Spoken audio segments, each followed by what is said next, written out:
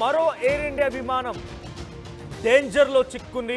ఆ తర్వాత తుట్టులోనే అపాయం నుంచి కాపాడుకోగలిగింది. ఎయిర్ ఇండియా విమానం AI2455 ఈ విమానంలో ఇంజన్ లో సమస్య తలెత్తింది. నిన్న తిరువనంతపురం నుంచి ఢిల్లీకి వెళ్తుండగా ఒక సాంకేతిక సమస్య తలెత్తింది. టేక్ ఆఫ్ అయినటువంటి కాసేపటికే సమస్యను గుర్తించారు పైలట్. ఇక వెంటనే ఏటీసీకి సమాచారం అందించడంతో ఆ పైలట్ సేఫ్ ల్యాండింగ్ కోసం 2 గంటల పాటుగా గాల్లోనే చక్రాలు కొట్టాల్సి వచ్చిన విమానం.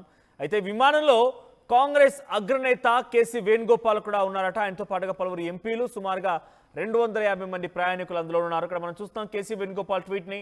Air India flight AI2455 from Tirunanthapuram to Trivandrum to Delhi, carrying myself, several MPs and hundreds of passengers came frighteningly close to tragedy today. So ఒక పెద్ద ప్రమాదం నుంచి తప్పించుకున్నామని రకంగా ఆయన ట్వీట్ చేశారు. What began as a delayed departure turned into a harrowing journey. Shortly after takeoff, we were hit by unprecedented turbulence.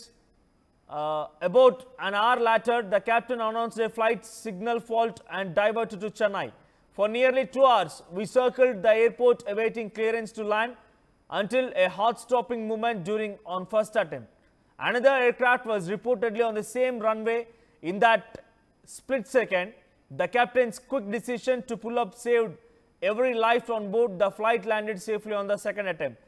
We were అంటే మొదటగా ఆ ఫ్లైట్ని ఏటీసీకి సమాచారం అందించిన తర్వాత ఏటీసీకి కన్ఫర్మేషన్తోని మళ్ళీ అది ల్యాండ్ అవ్వడానికి వచ్చిందట.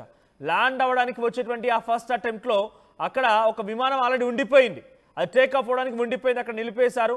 సో ఆ విమానం ఉండడంతో మళ్ళీ గాల్లోకి ఎగరాల్సి వచ్చింది. సుమారుగా మళ్ళీ గంట సేపు పాటుగా గాల్లోనే చక్కర్లు కొట్టి సెకండ్ అటెంప్ట్లో సేఫ్గా మళ్ళీ అక్కడికి చేరుకున్నాం, సేఫ్గా ల్యాండ్ అయ్యామని చెప్పి కేసీ వేణుగోపాల్ చెప్తున్నారు.